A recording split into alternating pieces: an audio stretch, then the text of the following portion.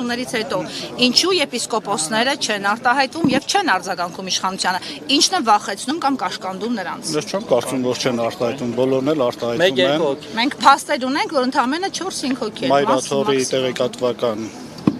հաղորդումներին եթե դիտեք, այնտեղ հստակ ասվում է, թե Գերագույն հոգևոր խորհրդի եւ թե եպիսկոպոսաց դասի հավաքական կամքը այնտեղ արտահայտված է։ Հավաքական կամքի մասին չենք խոսում, մենք իրավունք ունենք իմանալու նրանց մասնավոր տեսակետի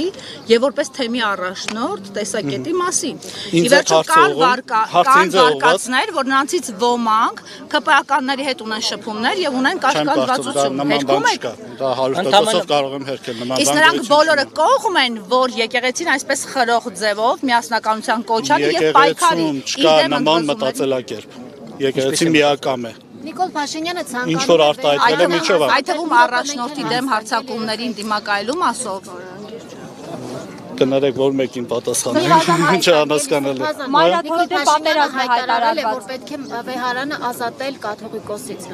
Նրան կհաջողվի արդյոք։ Դա ցնորամտություն։ Բայց մի անգամ երեքորով նվաճել են երկայ տարածքը, չմոռանանք։ Վեհարանը չի եղել, կներեք, դա վեհարանը չի եղել, դիվանատունն է եղել։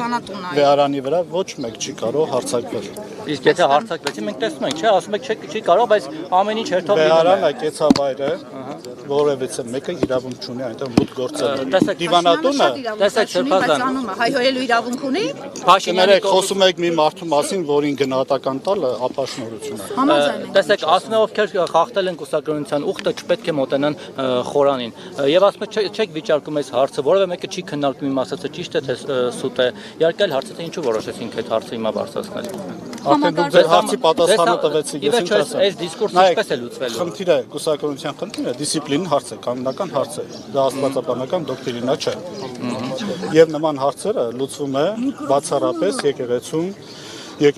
գոյություն ունեցող կարգապահական հանձնախմբի շուրջ։ Այս ընթացքում բազմաթիվ կարգալուծություններ է եղել, դրանց պատասխանն է ձեր հարցին։ Այս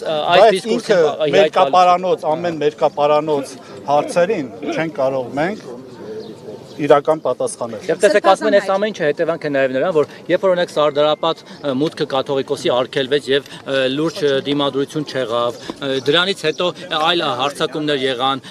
Սուրբ Պատարագին չմասնակցեց Նիկոլ Փաշինյանը, այսինքն դեմարշ կար անընդհատ եկեղեցու դեմ, ընդհանուր հենց 18 թվականից։ 18 թվականից հանդուրժվեց,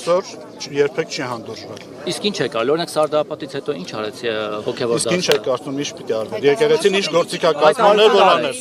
Չէ, գործիքակազմը եկեղեցու ինչ էր որ պիտի աներ։ Այսօր տեսեք դուք միասնականության միասնականություն եկեղեցին միշտ միասնական է եղել։ Դուք մտել եք այսօր ժողովրդի մեջ, բայց եկեք ընդունենք, որ շատ մեկ վարքյան, եկեղեցին եւ կամ հոգեվորականը երբ ժողովրդի կողքին չեղել։ Բարերը ասում եք առանց մտածելու։ Բարեր չենք ասում։ Որևիցե մի բան ցույց տվեք, հավաքներին ցույց տվեք, որ հոգեվորական չի եղել։ Մի պայքար ցույց տվեք, որտեղ հոգեվորական չի եղել։ Մի քանի հոգեվորականների չեն։ Ինչ որ դուք եք արել։ Այդ թվում Սրբազան որ պայքարին չեն միացել։ Ինքն մասնակցությամբ պահպանելու ամեն շատ բաներ հարցակումներից հոգեվորականները պատնեշ են եղել, որ չի եղել։ Լավ կներեք, ինձ սպասում եմ։